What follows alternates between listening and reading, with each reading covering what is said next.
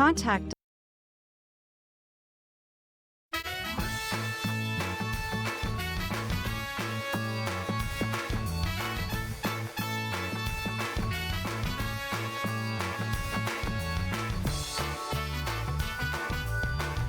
Happy Monday, television family. Good to see you. Hope you had a good weekend. I know I did.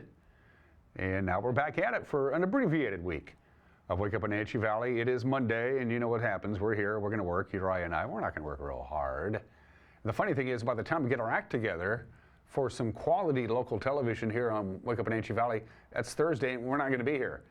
And then Friday's show, the day after Thanksgiving, is ain't going to be much. I think I tipped my hand. It's 30 degrees, clear skies, beautiful morning. Don't get used to this. Even though we're under the influence of a ridge of high pressure, it's not particularly strong. It's going to start weakening and moving out. We'll start seeing some clouds rolling in. But all in all, the weather all this week, if weather can be boring, it's going to be kind of boring. There's nothing really happening out there. And Thanksgiving Day proper looks pretty good. Some sunshine for Gobble Gobble Day, and the passes are going to be okay too. All in all, we got some good weather because nothing really is going to impact your travel plans if you're going to hop in your automobile and drive over the river and through the woods to grandmother's house. You're going to be okay. All those details are coming up, plus the news. Sports, we have another state champion in our area. We like that. We'll talk about the Wenatchee Panther girls volleyball team. They took home first place, the championship, Saturday night at the Sun Dome in Yakima. We all know what happened to the Seahawks late yesterday in Los Angeles. Good Friday night for the Cougars. Good Saturday night for the Huskies. Not a bad weekend for the Wenatchee Wild. A lot of good sports coming your way. And in the back half of the program, if you missed the shows last week, you got this weekend to check out Pride and Prejudice, and that's it. This weekend is the second of two weekends, Pride and Prejudice at the Snowy Owl Theater on the campus of the Icicle Center for the Performing Arts in Leavenworth. We had a chance to go up there and interview a couple of the cast members. We talked to Caroline Rensel and Marcus Wolf. Caroline and Marcus are going to be spending a lot of stage time on a pretty good play. In fact, it's a classic play, Pride and Prejudice, coming to the Snowy Owl Theater for a Friday night. Two shows Saturday, matinee and an evening show, and then a matinee on Sunday of this weekend, and then they wrap it up. So more quality theater, and we'll talk about that in the back half of the program. And let's begin our tour around the valley with the Wenatchee Heights camera. As you can see, clear skies for the most part, few high clouds. Very interesting weather weekend. Saturday, we only got to 38. We only got to 38, which is actually 8 degrees. It's about 4 degrees below normal. 38 was all we got to on Saturday, and then yesterday we got to 50. We had that sunshine in the afternoon. It warmed us up quite nice. It was a beautiful autumn day yesterday. So yeah, that's pretty interesting. A high of 38 on Saturday and then 50 on Sunday. We ain't going to see 50 this week, folks. I can guarantee you that. Camera 2. Let's see if City Hall is still, yes, there it is. They got those LED lights on City Hall, and it is a ribbon of purple and gold. Isn't that cool? To celebrate the Wenatchee High School State Championship. Yeah, we done good. The Manson girls won the 2B State Championship. The Chelan Lady Goats won the 1A State Volleyball Championship. And the Wenatchee Lady Panthers won the State 4A Volleyball Championship. And so Wenatchee City Hall celebrating in purple and gold this morning. It's head up to Lake Wenatchee. Wow, I could never get tired of that view. Look at that, cobalt blue skies, light snow on the ridges high above the lake, just a couple of low-hanging clouds there. I think I'm going to go out on a limb, and I'm going to say the golf season is probably over for Kaler Glen. Anyway, good morning to Lake Wenatchee. You can see a little bit of haze, a little bit of smoke hanging around the lake. That's probably from wood-burning fireplaces, I'm guessing. I don't honestly know. And Billy Goat should look awfully good this morning, and there it is. Good morning to Billy Goat, the camera high above Alta Lake. Good morning to Pateros, Brewster, Bridgeport, Omak, Okanagan. Some of those mountains that you see way off into the distance, they're like in Canada. That's pretty cool, a spectacular view up there. Let me check real quick. Omak, you're at 27 degrees here in the big city. We're at 30. A lot of people traveling on Wednesday and Wednesday night. Here is your Mountain Pass travel impacts. And as you can see, not a lot going on. There's a weak weather system that's going to move into the region late tomorrow afternoon as the ridge moves off. It leaves Thursday, which means Wednesday, the travel day, could be the diciest. But you know what? Nothing's really going to happen. It's going to be kind of a rain-snow mix. Any snow accumulations in the mountain passes very light, if at all. Looks like you're going to be pretty good. Travel passes. The best chance of snow is actually Lookout Pass in the Idaho Panhandle, and that's actually on Thanksgiving.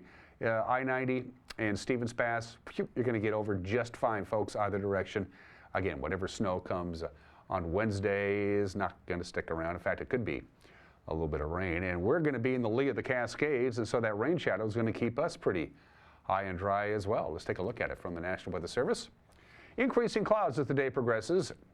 Sunshine this morning, clouds this afternoon, right around 42, which is about normal for this time of the year. The ridge of high pressure is still going to be hanging around tonight. We'll have clouds, 31 for the overnight low. One last day of this ridge of high pressure, but it's going to start moving out of our area by Tuesday afternoon and Tuesday evening. We'll get up to about 41, 33 for the overnight low on Tuesday night, but again, pretty cloudy, dry. Wednesday, clouds for the most part, few sun breaks, and a high of 45. Thanksgiving Day, Thursday, we'll have some morning fog. It'll burn off, 47 degrees. Our normal high is 42, and things are looking just quiet. Really nothing to talk about. And I think most people are all for that. Sunshine, fairly mild temperatures, except for the overnight lows, and very little precipitation to be had. And there's your forecast from the National Weather Service. We're going to take a break, and in 2 minutes, we'll have the news for you. Come right back. You're watching Wake Up Wenatchee Valley on the NCW Live channel.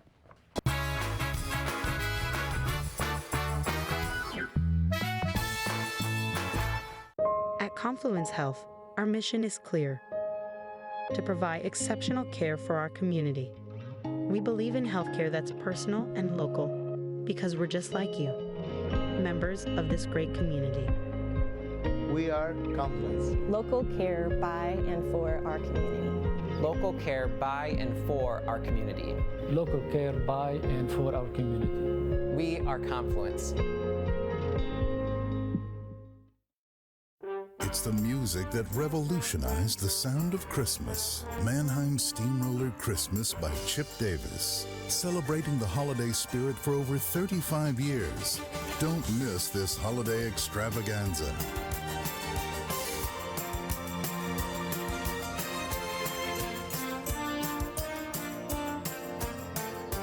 Mannheim Steamroller Christmas by Chip Davis. America's favorite Christmas tradition. Crystal's Intimate Lounge is a wonderful place to relax and enjoy your dining experience while taking in the breathtaking views of the mountains. And you can host your next private event at Crystal's Restaurant and Lounge, 2 blocks west of downtown Leavenworth. Enjoy the warm atmosphere of Crystal's event space and the enthusiasm of their staff. Not to mention their mouth-watering banquet menu, which has something to fit every group's needs. Reserve your date today. When your heating or cooling system is giving you trouble, call the diagnostic doctor from Dick's Heating and Air Conditioning.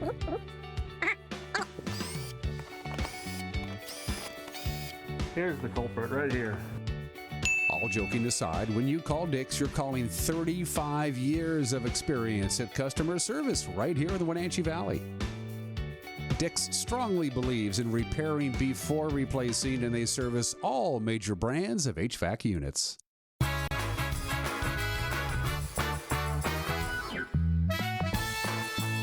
It is sunrise at 8 minutes after the hour. We're at 30 degrees. The high clouds that you see here will be thickening up. We'll have fairly cloudy skies for today, tomorrow, and Wednesday. Sunshine returns on Thanksgiving. It is 9 minutes after the hour. An East Wenatchee woman who was on trial for subjecting a 13-year-old girl to inappropriate phone and video calls from a jail inmate, well, she pled guilty to multiple charges on Thursday just before the case was to be sent to the jury.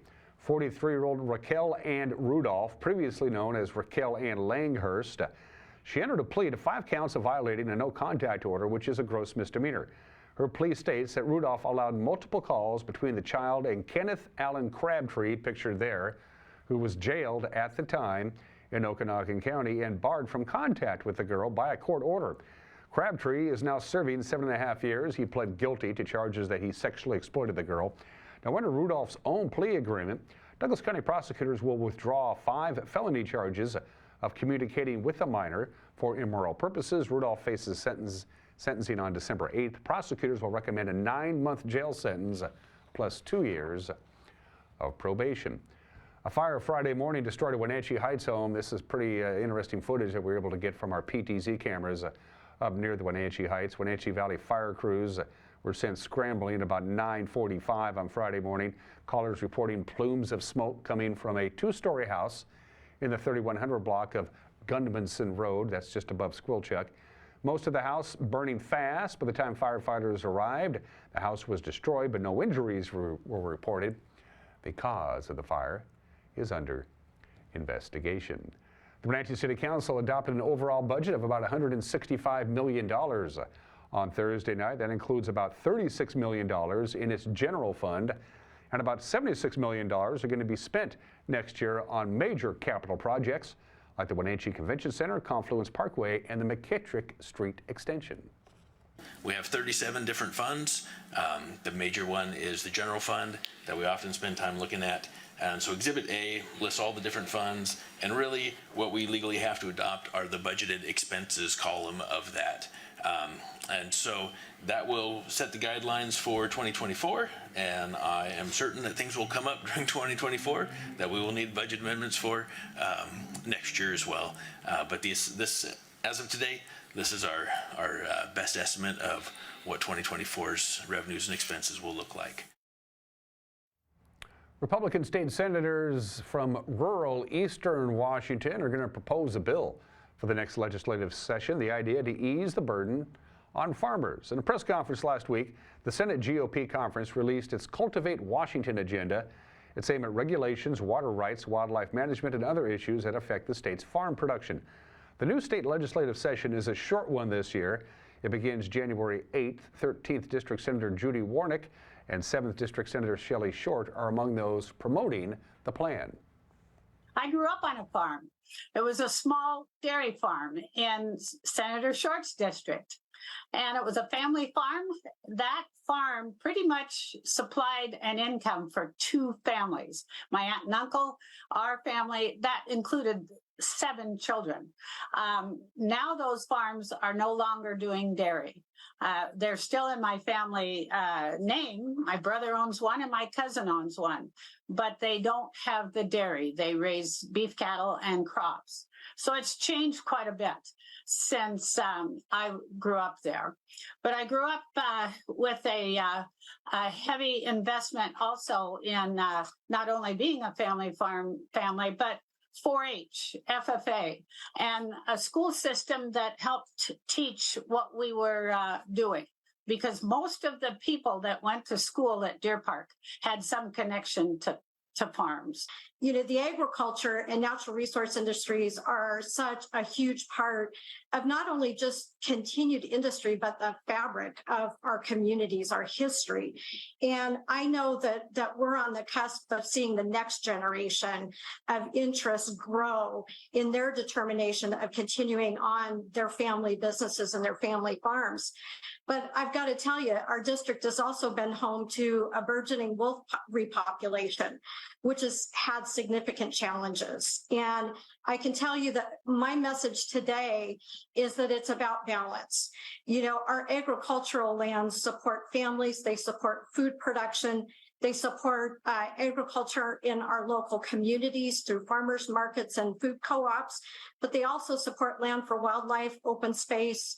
That losing that fabric is a real concern for me. And after 2 decades of being on the Wenatchee School Board, Laura Jakes said her goodbye last week at her final board meeting. She's been on the board since 2003. Of course, last April she announced she would not be running for re-election. They held a reception in her honor last week. Superintendent Corey Callahar gave a speech that broke down the numbers. It means something like this. In 20 years, she worked with 4 superintendents, 4 bond elections, 6 levy elections, 220 board workshops, and 440 board meetings. And that means 440 board packets. We sat down with Jakes, who said she read every single page of every single packet, and you're going to hear about what kept her going for 20 years. I care a lot about kids. I care a lot about their successes. I have a huge heart for kids, and when I see a kid that I know could I don't even have to see them really. I just happen to know that there are kids out there who are struggling. I don't have to know them personally to know that I want to remove barriers. I want to wrap my arms around kids in not an actual way, but figuratively speaking, I want to wrap my arms around kids and help them feel safe and secure and create an environment where they can learn and be who they are meant to be. I've given 20 years of my life with no regrets, really. I've loved every minute of it. But there comes a time when it's just foolish to keep going. I loved the process of going through strategic planning in a really deep and meaningful way so that we all got on the same page in terms of what our focuses were. We've done that a couple of times since I've been on the board, well, probably more than a couple. But just that process of saying, hey, everybody, let's collect data from our stakeholders, from our students, from our parents, from our community, find out what's the most important, focus on those things and see if we can make a difference. And on the one hand, it's disappointing in a way that you can't accomplish everything that you wanted to, but it's heartening to know that you've made some progress in some areas. The work is never done on a school board. There's always more. You can't ever say, yay, we finished it, check off the box and move forward, because it's ever evolving. That's what's making news on this Monday of Thanksgiving week. We will have the newscast with you tonight at 5 o'clock and 6 o'clock and 10 o'clock for you night owls, 5, 6, and 10 on television. If you want to watch it on the World Wide Web, you can watch it anytime you want. Once you get right around 5 o'clock, 4:45, 5 o'clock or so, it'll be up and running on our homepage, ncwlife.com, on our Facebook page, and on our YouTube page. And if something out there demands our attention, you let us know about it. Send us an email, news@ncwlife.com. A lot of championships to celebrate in the world of prep, including the Wenatchee High School girls volleyball team. They took home the championship. Sports is next. You're watching Wake Up Wenatchee Valley on the NCW Life channel.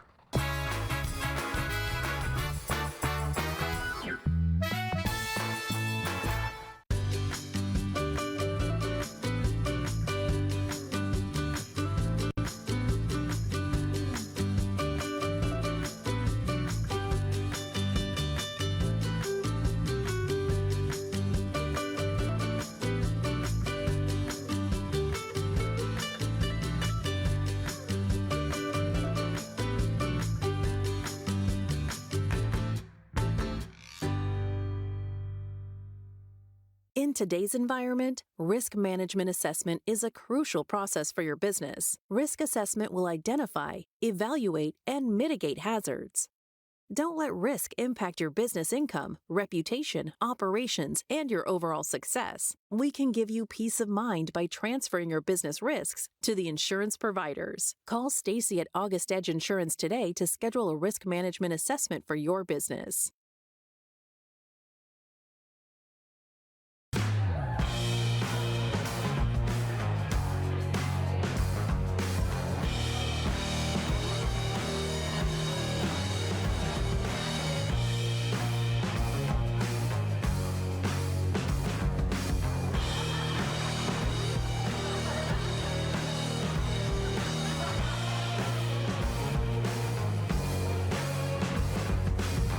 Check out clubprocashmere.com for upcoming events and tickets.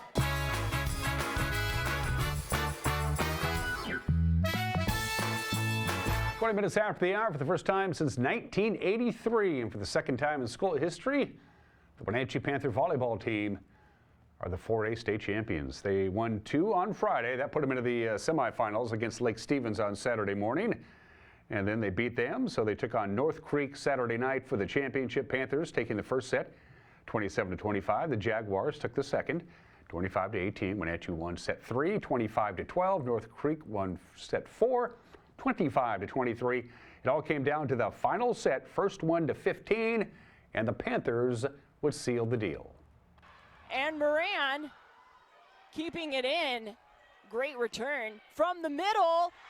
That will do it as a Riley Jones from the middle winning it for Wenatchee. The Panthers are your 2023 4A state champions.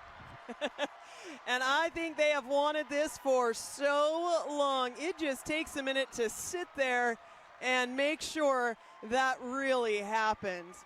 All credit to the North Creek Jaguars, who made sure the Wenatchee Panthers absolutely earned this state title, taking them to 5. While Wenatchee is having their own special moment in front of their crowd as they get the confetti and the trophy and the music. There's the music we've been waiting for. Cue the queen, cue the confetti, as the Wenatchee Panthers are your 2023 4A state champions, beating North Creek in 5 sets. Panthers finished the season 19-1. Congratulations to the Wenatchee Panthers, first championship in 40 years. All right, state football quarterfinals played over the weekend. Seton Catholic erased a 14-point fourth quarter deficit against Kashmir. They scored 21 unanswered points, including the game winner with 2:17 remaining, and they beat the Bulldogs 42-35 in the state 1A quarterfinals. The Bulldogs season ends with an 11-1 record. Royal scored 28 points in the first quarter and rolled over Omak 49-0. So for the Pioneers, their season has come to an end. Okanagan, no problem getting past Goldendale Saturday at Leibofta Field at the Apple Bowl. They won 38-0. The Bulldogs head to the state semifinals back at Leibofta Field at the Apple Bowl Saturday at 4 o'clock against Northwest Christian. And Liberty Bell will also play back-to-back Saturday in the Apple Bowl. They rolled over Welpanet in the state 1B quarterfinals 76-14. The Mountain Lions will take on Nia Bay Saturday at 1 o'clock in the semis at the Elmira Cooley Hardline. Their season came to an end on Saturday. They lost to Mossy Rock 46-30.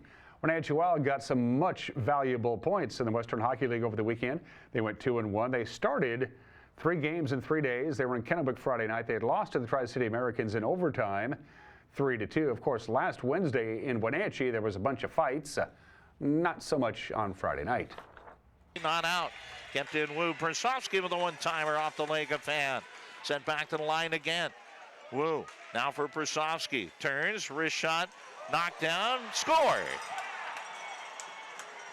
Wenatchee on the board, little touch right in the crease, able to massage that one through. And on the board, Miles Cooper. Hauser, Americans keep it in, why not? Now for Bacharov. Lost control, and look out here in a jailbreak. Here comes the Asul guy, shorthanded, backhander, he scores!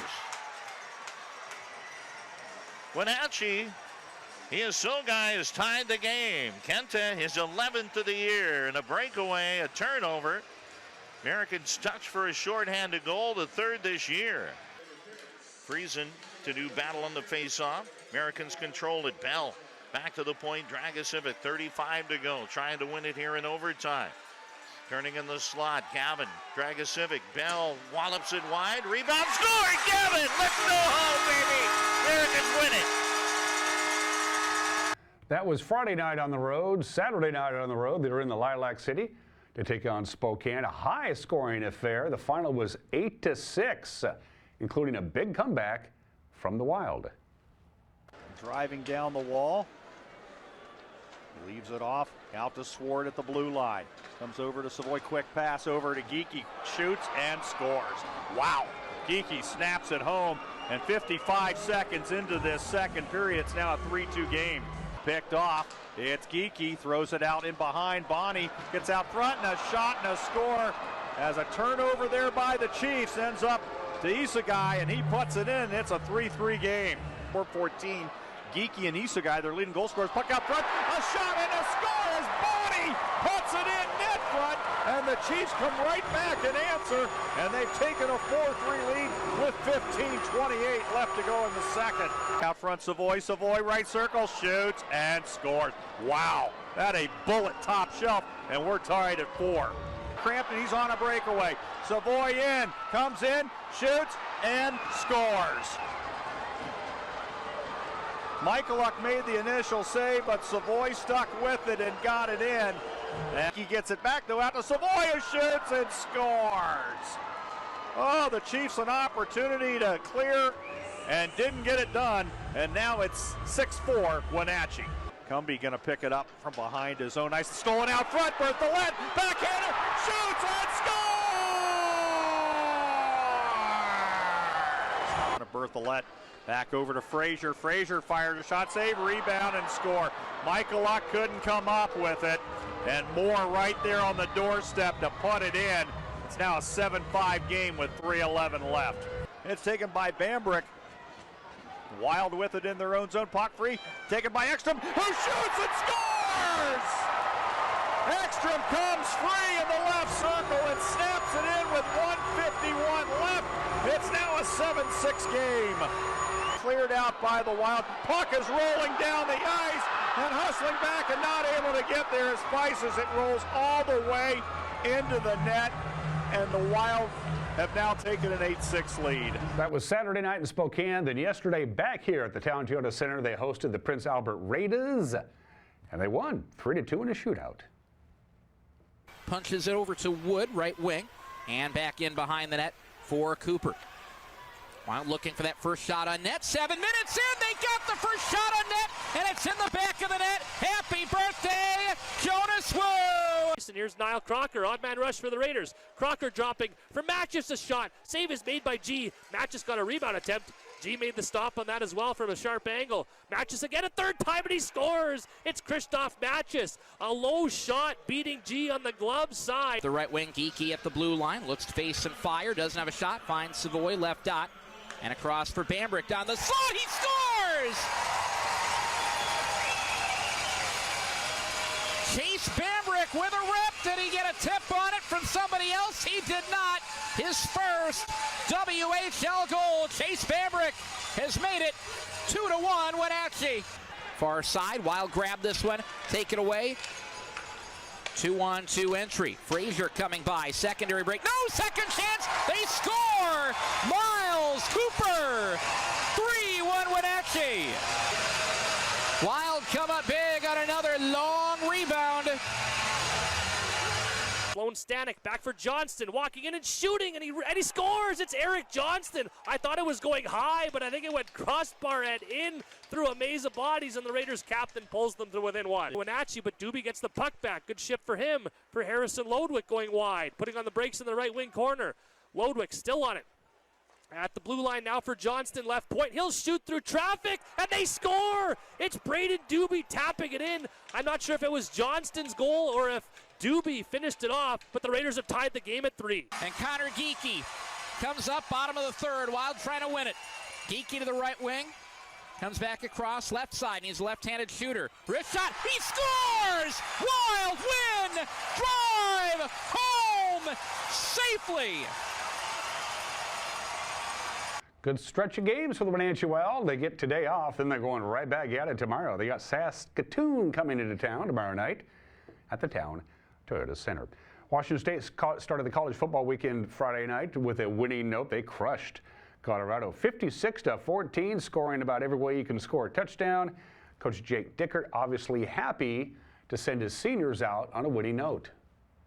You know when you want something for somebody, right, and there's not a piece of it that's selfish. You just want it so bad because you get a chance to see every day and their work ethic, and it's been a long 6 weeks, right? And these guys have stayed the course, energy at practice to go out there and play like that and honor these seniors and have some of those seniors that have been iconic players here, Brennan and RJ, go out there and make some really, really big plays. I just wanted it so bad for them, and to see the excitement in that locker room is everything because they stayed the course and they kept believing. The weather was not pleasant in Pullman on Friday night. It wasn't any better in Corvallis on Saturday afternoon, but the Huskies slogged through the rain and they beat Oregon State. Coach Kalen DeBoer says it was a game of survival between the Huskies and the Beavers. Knew it would be that type of game, knew the style of play they wanted to come in with, and obviously the weather was something that both teams had to overcome. Just proud of the way our guys continue to just play, you know, and at the end, shoot, ended up being really nice, but you know, that was a grind, and you know, guys just finding a way to win. So coming through when it matters most, we've done that a few times now. Apple Cup, by the way, this weekend at Husky Stadium. All right, the smaller school, Central Washington, won their first round game of the NCAA Division II playoffs. They beat Western Colorado. Next up, they will travel to Minnesota Saturday to take on Bemidji State, I think. I don't know who they are, at 11 a.m. Solo Hines scored 4 touchdowns. Whitworth pulled away from visiting Chapman with 21 straight points. They won in the NCAA Division III playoffs. The final there was 42-28. They will take on Wartburg in Iowa Saturday at 10 a.m. Eastern Washington. Their season came to an end. They lost at home to Northern Arizona 49-42. Kraken will go for 3 wins in a row in NHL play tonight. They travel to Vancouver, beat the Canucks Saturday thanks to third period goals by Yanni Gord and Manny Beniers. Seattle will host Calgary tonight at 7 o'clock at Climate Pledge Arena. And for the second time this year, the Rams had a better second half against the Seahawks, and they beat us. LA outscoring Seattle 10-3 in the second half, took the lead on a field goal with 1:31 left. Geno Smith, who missed a couple of series, he got hurt, but he came back, led Seattle into field goal territory, and then Jason Myers' 55-yard attempt sailed wide right at the end of the game. Seattle penalized 12 times for 130 yards. Coach Pete Carroll says, can't do that. We made it really hard on ourselves so many times in this game with the calls that were made, and I'm not disputing any of them. I'm just saying we made the penalties that happened were just out of line for us, and that's we have not been good in that area during the season in general, and today really blew up on us, and it gave them a really good chance to take advantage of it, and they did, and found out that they could get their drive together and get what they needed before the field goal drive, but there was big penalties in that one, and then we did it again in the final drive too. So I'm really disappointed because it feels like we did that to ourselves, and we talked so much about that, and we're trying to make sure that that's not part of our game, and shoot, it was the biggest part of the game, I thought. Seahawks and the Niners get Thursday night. Yeah, the Thanksgiving evening football game on NBC. By the way, the 49ers are back. They beat Tampa Bay yesterday 27-14. Houston topped Arizona and the Niners, so they lead the division by a full game over the Seahawks. And those are just some of the games that people are playing at 32 minutes after the hour. Speaking of games people play, embrace absurdity today. Today is National Absurdity Day. Absurdity, the word absurd, comes from Kierkegaard, the great philosophy. He was Dutch. He said, you can't make sense out of the universe. The universe is unpredictable and bizarre, and it could very well be meaningless. So, why are we here? Questioning the existence of human life on the planet, getting all of that deep thing. He says, it's just, the universe is an unexplainable phenomenon, so just make the best of it while you're here. So he's the one who actually came up with the word absurd. So on this, as beginning the Thanksgiving week before the stress of the holidays comes in, embrace your absurdity, whatever that may be. Today is National Absurdity Day, and he might be right. I don't know. Hope not. Well, who knows? I'm in no hurry to find out. 33 minutes after the hour. Today in history, take a look at their marriage certificate of Princess Elizabeth, who would eventually become Queen Elizabeth. She and Lieutenant Mountbatten got married on this day. That's her actual marriage certificate. She is listed as a spinster. That's what you do. That's the actual marriage certificate from Queen Elizabeth and Prince Philip.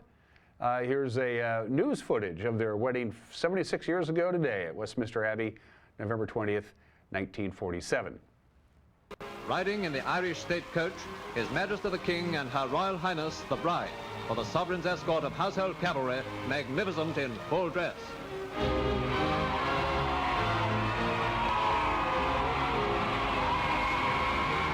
A pageant of solemn majesty, yet full of the warmth of feeling which illuminated this great day. Side by side they appear, heading the procession down the nave, the bride and bridegroom. The wedding cake was a fruit cake. It weighed 500 pounds.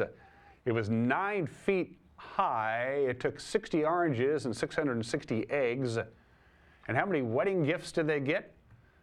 2,500. 2,500 wedding gifts. That's a lot of toasters. I got married 76 years ago today. November 20th, 1969, Alcatraz Island closed in March of '63. The federal government declared Alcatraz surplus in 1964, so the Lakota tribe said, well, we're going to invoke the Treaty of Laramie, which we all agreed and we all signed off on many, many years ago. The Treaty of Fort Laramie said any retired, abandoned, or out-of-use federal land would be returned to the native people who once lived on that land, and Alcatraz had been closed. And so the Lakota said, well, you know, we'll go ahead and just move over to Alcatraz Island and take it over. They moved in November 20th, 1969, a whole bunch of Native American activists, and they stayed there until June 11th, 1971. Their biggest problem was getting supplies in because the Coast Guard basically rang Alcatraz Island with a flotilla to keep boats from bringing in food and other necessary items. They would have to sneak it in here and there, but they hung around there for a while, and eventually they got tired of it and they went home. Native American activists seized control of Alcatraz on this date in 1969, stayed there till the summer of '71. Keith Moon, the greatest drummer in rock and roll history. And as we roll the footage of opening night of the Quadrophenia World Tour at the Cow Palace in San Francisco, this was 50 years ago today, during their break, intermission if you will, Keith Moon, the greatest drummer in rock and roll history, drank a bunch of brandy and washed down a horse tranquilizer during intermission. Keith Moon, needless to say, passed out. During the second half of the show, the roadies came, they picked him up, they dragged him off, they tossed him into the shower, gave him a cup of coffee and a shot of cortisone. And that apparently got him enough awake to get going. About a half an hour delay, and then he came back and he passed out again. So the Who played 3 songs without any drumming at all, and then finally Pete Townsend there says, can anybody out there play the drums? And Scott Halpern, a 19-year-old Who fan from San Francisco, says, I can play drums and I'm good. So Pete says, come on up, Scott. He introduces himself. He said, what are we going to play? We're going to do 3 songs. Scott Halpern enters rock and roll history as a 19-year-old kid going to a Who concert who ends up taking the stage and playing the final 3 songs with the Who, while Keith Moon slept off his horse tranquilizer and brandy backstage. Scott Halpern played 3 songs and he was exhausted by the end of his 3-song set. He goes, I don't know how these guys can do it for 2.5 hours. I played 3 songs and I barely lived through it. Scott Halpern, 19-year-old Who fan, makes rock and roll history on this date 50 years ago today. And the late lamented Georgia Dome was blown up, kind of, sort of, on this day in 2017, 6 years ago today. They demolished it. 2 sections, as you see there, didn't quite fall down. They had to blow them up later on. I bring this up because the Georgia Dome was only 25 years old. That was it. After just 25 years, the people in Atlanta said, we need a new dome stadium. By the way, the Georgia Dome is the only stadium in the world that hosted the Olympics, a Super Bowl, and an NCAA Final Four. It was only around for 25 years, and yes, they're still paying off the construction bonds. Let's do some birthdays. Some heavenly birthdays. Robert Francis Kennedy Jr., born 98 years ago today. Of course, he was running for the presidency in the summer of '68 when he was assassinated. When he died, he left a widow and 11 children, including his youngest child, with whom his wife Ethel was pregnant when he was assassinated. Robert F. Kennedy, born in the state in 1925. Oliver Sipple, the U.S. Marine, Army Vietnam veteran, Vietnam decorated U.S. Marine, Vietnam. Oliver Sipple, of course, in the summer of 1975, saved the life of President Ford when somebody tried to kill him. Sarah Jane Moore tried to kill President Ford. He saw what was going on, grabbed her arm at the last minute. The bullet just missed the head of the president. Oliver Sipple was declared a hero. Secret Service said this guy saved his life. He got a lot of attention. Unfortunately, the local media in San Francisco outed Oliver Sipple as being a homosexual, and it basically ruined his life. He saved the life of the president, and in exchange, his family disowned him. They didn't know he was gay. Leave me alone. Oliver Sipple, life went downhill considerably until he passed away at the age of 47, but he should not be forgotten. Born in the state in 1941. The Good Doctor, Dr. John McReminack. Gris Gris, baby, the good stuff. The great pianist, Dr. John. We love him. We miss him. We lost Dr. John a number of years ago at the age of 77. He's in the Rock and Roll Hall of Fame. He was born in the state in 1941. The President of the United States, Joseph Robinette Biden, is 81 years old today. Happy birthday to the President of the United States. A lot of people consider Duane Allman one of the greatest guitarists of all time, and I'm one of them. His guitar solo on the Boz Scaggs classic Loan Me a Dime is an all-time classic.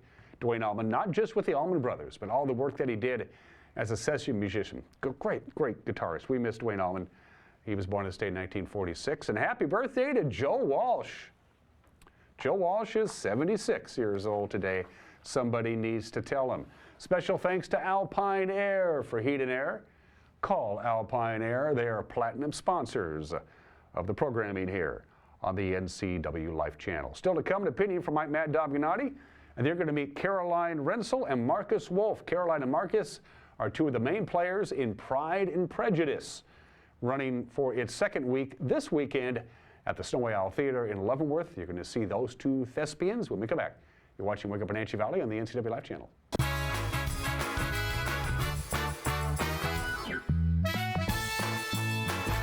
Hey there, folks. Blueberry Carrie here to invite you on out to Blueberry Hills to experience some real treats. Take a look at our homemade cream pies, our amazing cheesecakes, and don't forget our famous banana pudding. Remember, we're more than just great treats. People come from all over the world to experience what has been called one of the best destination restaurants in the Pacific Northwest. So come on out and see what all the fuss is about. Blueberry Hills in Manson. It's where the world is coming to. If you could live anywhere, where would it be? And what would it be like? Open up a world of possibilities when you sell your home and make those dreams real. At ColdwellBanker.com, you can get an instant estimate on your home, compare cost of living city by city, and learn more about our revolutionary seller's assurance program. So it really is true. Your dreams don't have to be just dreams. At ColdwellBanker.com.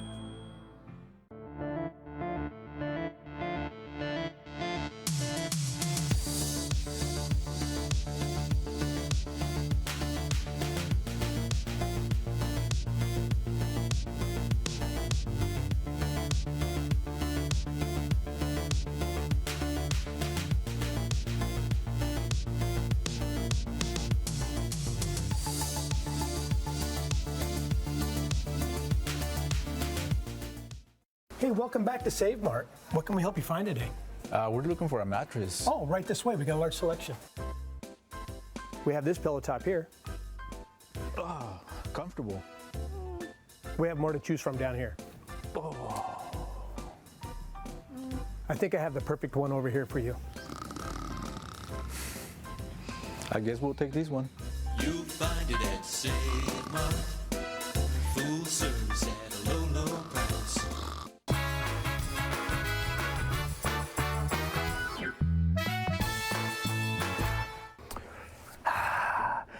Hey, this is Mike Mad Dog Gennady, and everybody's entitled to my opinion. So you're at work, and it's your break time, and you just need a few minutes to decompress, and you open up Microsoft Solitaire, a game that's been on Windows for who knows how long. And, you know, but before you can play a simple solitaire game, some stupid ad comes on for another game you have no interest in playing, or for some drug that you can't take because you're allergic to it, or an ad for a vacation in Texas, which is the last place anybody on earth would want to go. But there's also a link to remove the ads for only $2 a month. You know, my question to Bill Gates is this. Yo, Bill, how much money do you need? How much do you want to soak me for? Yeah, you really want to hit me for an extra $2 a month just so I can play a cheesy game that comes with an operating system that you're already charging me a rental fee for? I mean, come on, enough is enough. Jeez, how much money do some people need? This is Mike Mad Dog Gennady, and that's my opinion.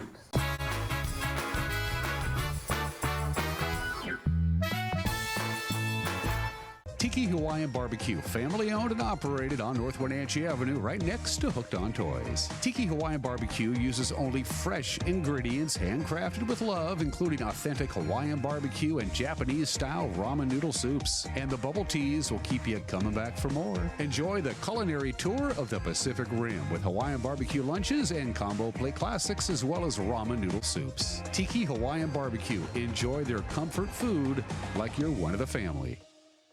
At Kennedy Group, we understand that buying and selling is more than a transaction, and it's more than just a house. This is where you will gather with friends and family, and where a lifetime of memories will be made. But buying a home is more than memories. Oftentimes, it's your biggest financial decision. The agents at Kennedy Group understand this and provide real estate advice based on your goals and dreams. Call us today, and let's find your happy place.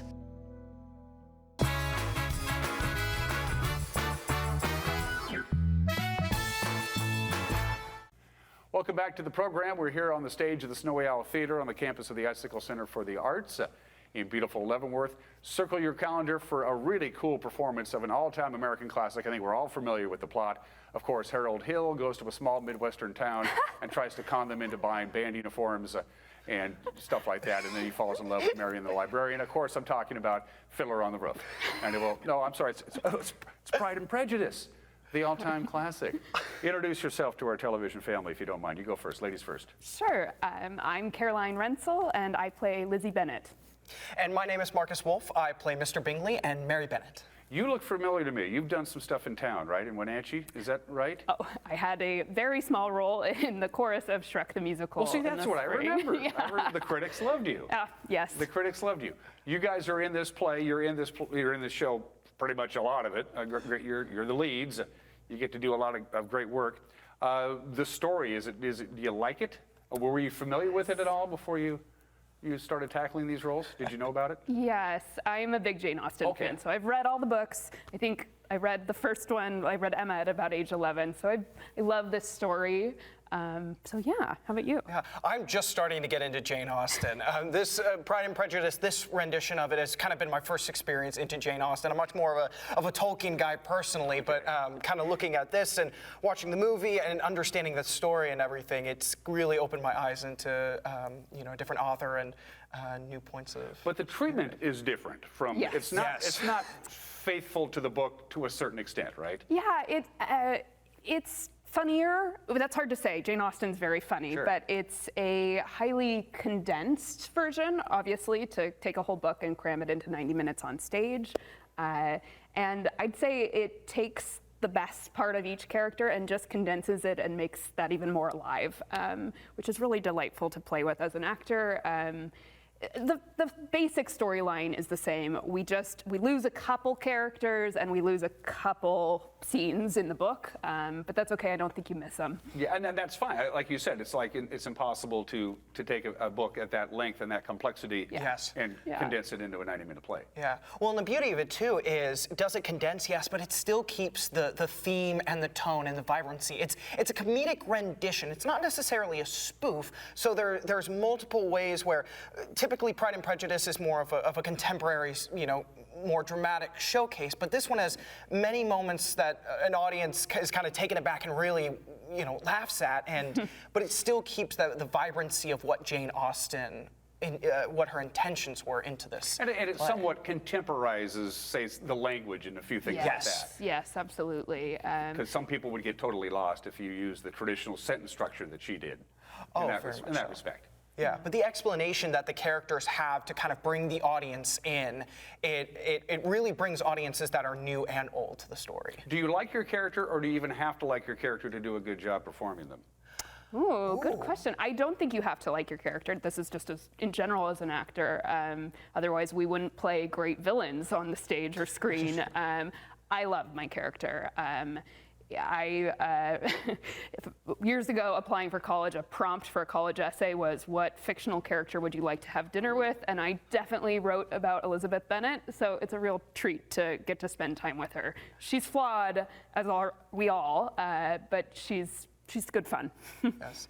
And with my characters, I love understanding more than just loving or not liking them, more understanding where they're coming from and where they're at in that moment in life and looking at that picture. So with Mr. Bingley, he's very much this golden retriever type of a character. He's going everywhere, appreciating life, looking around him all the time. But then you have someone like Mary Bennett, who is very much wants to be a part of that world, but is always rejected from it. And so it's always a looking inward of where are moments, not necessarily, putting my life experience into that character, but where do I connect with that person in a way where once that character is brought out to that audience, there's this multidimensional understanding to where an audience goes, I might not be in that similar experience or never had that, but I can be there with that person. It's kind of an interesting cast. We got some locals, and we got some folks coming over from the west side.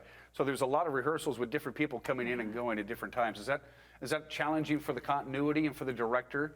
I think when you have that going on? It's different. Like if you have everybody in the same place and all the luxury of tons of rehearsal time, which we don't, partially because of that, half the cast is coming over from Western Washington. But I think it's not a bad thing. It's making us flexible because we're practicing scenes out of order. So it's like we're doing the end of the show today because that's who we have in town today, and we're doing the beginning of the show tomorrow. But now we are going into tech, so it's all starting to line up in order, and that's really, really great. Talk about your director. You want to give him some kudos, or you want to throw eggs at him? It's up to you. We're going to throw so many eggs at him right now. No. Phil is an incredible collaborator to work with. I mean, he's very soft-spoken, but also he wants to take opinion into account, which works so well in theater and in collaboration. He has a set idea and what he wants in the tone, in the theme, and where all the characters go, and he understands the character too. You can very much tell while you're in the space that he's really taken the time to understand motivation, understand just the story as a whole, and where it connects to Jane Austen, where it connects with Kate Hamill, the writer of this one. And it's wonderful to collaborate and share opinions and work together. So you're hitting your marks and you're saying your lines, but you're having a chance to kind of personalize the character in the way that you want it to be. Definitely. Absolutely. And I mean, Phil has a vision. Our directing team, Phil Lacey and Mackenzie Baird, are lovely and thoughtful and just wonderful to work with. You're saying that because Mackenzie's sitting about 30 feet away I might be saying that. Right? No, I would genuinely say that. This I'm going to take a step back for a minute. Hi, Mackenzie.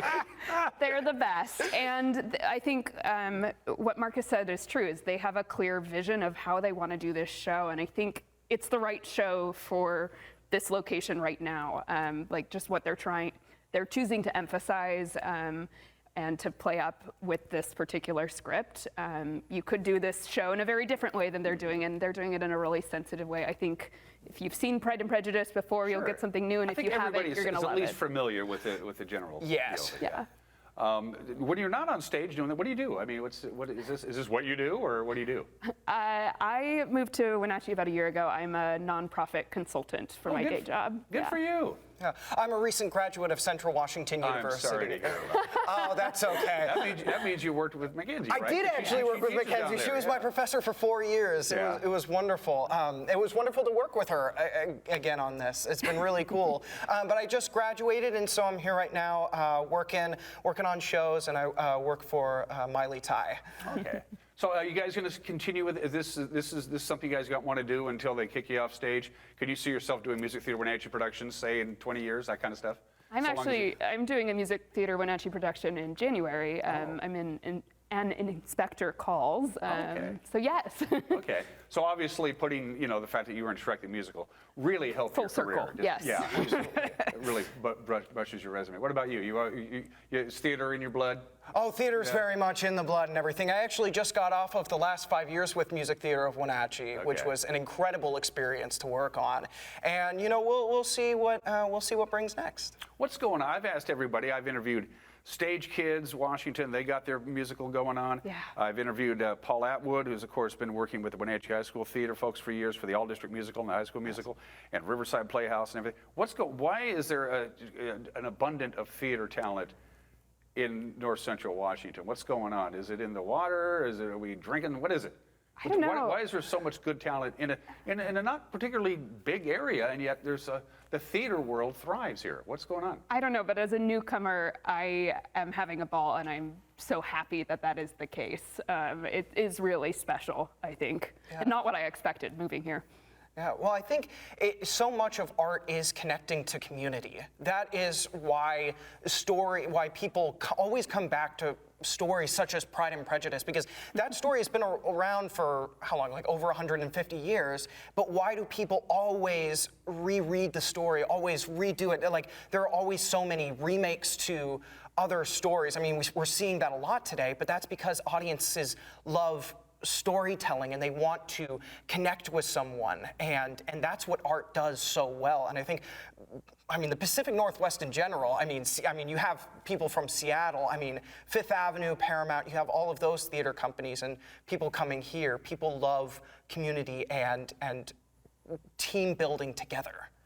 And of course, great facilities like the America Performing Arts Center downtown Wenatchee, here at the Snowy Owl Theater, at the campus of the Sleeping Lady Resort and the Icicle Center this is a great facility. You get to work with pros like Eric Frank and top flight people. That helps, doesn't it? Oh, yes. Yeah, it really does. Very much. It is Pride and Prejudice. It is Friday, Saturday, Sunday, the 17th, 18th, and 19th here at the Snowy Owl. And then the next weekend, the 24th, 2 shows on the 25th, including a matinee, and they wrap it up on the 26th. Did we get everything in? I think so. Feel great. Please come see the show. Yes, it's going to be a ball. Come and see the show. And this is the first live theatrical production they've had a chance to do since COVID-19, so we all get together and enjoy the show. Absolutely. All right, it's going to be a great show, and again, if you're not familiar with it, it's the farmer and the cowman. They're struggling, they're having a hard time with it. Poor Judd dies, but in the end... Oh, that's a spoiler wait a minute, that's Oklahoma. Damn it. Oh, well.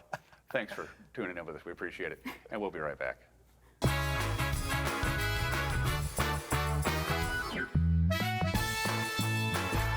Blue Lagoon Pool and Spa, located on South Wenatchee Ave, has the largest selection of spas and swim spas in town. Stay cool this summer in an artesian swim spa and use it all year long. We enjoy helping families reconnect one spa at a time. Hot tubs are proven to improve sleep and decrease arthritis pain. Our passion is water, so please bring us a water sample, and we will help you diagnose your pool or spa water for free. Blue Lagoon Pool and Spa, your pool and spa experts.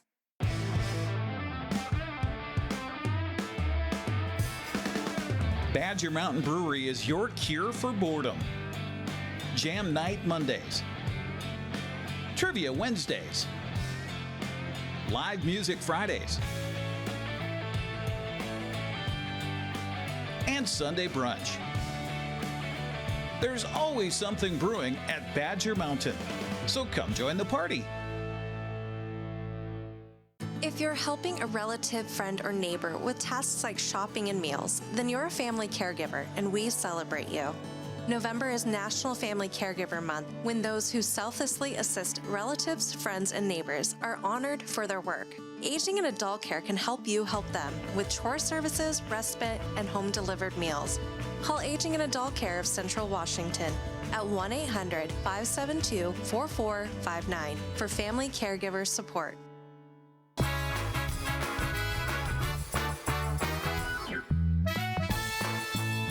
Beautiful Monday morning on this 20th day of November. Gobs of gooey good sunshine. We're right at that freezing mark, 32 degrees, and it looks like we're going to have a few more sun than clouds as this day progresses. But a lot of people, they say, what's the weather on Wednesday? I'm hitting the road on Wednesday. I'm driving over the mountain passes, or I got family or friends coming over to see me here in the valley. The mountain pass travel impact, almost nothing. It looks really good. There'll be a weak weather system that moves into the region late tomorrow afternoon. It'll hang around Wednesday, leave on Thanksgiving morning. But quite frankly, even though there's some light snow accumulations possible on Stevens Pass, I don't think anything is going to happen. In fact, the National Weather Service says there's really going to be no real travel impacts on Wednesday, a busy travel day. In the mountain passes, I-90 is just going to get rain. Wednesday could be a rain-snow mix on Stevens, but again, it ain't going to stick around. Best chance of measurable snow is going to be on Lookout Pass, but even that is going to be on Thursday, and even that is going to be minimal, so I wouldn't worry a great deal about it. Looks like you're good to go. I like it when I can give you good news. And the forecast isn't too bad, if a little boring, but that's okay. Clouds later on today. For the most part, we'll have some sunshine. We'll top off at 42. Clouds will be thickening up tonight, 31 for the overnight low, 41 under mostly cloudy skies but dry on Tuesday. Wednesday, we start seeing a little more sun breaks as the high pressure ridge exits the area. How about sunshine and 47 on Thursday? Now, you're going to wake up to some low clouds and fog. It'll burn off pretty rapidly on Thanksgiving morning and eventually up to 47. All in all, Thanksgiving weekend looking good, too. And that's it for us. We will see you tomorrow. Bye-bye.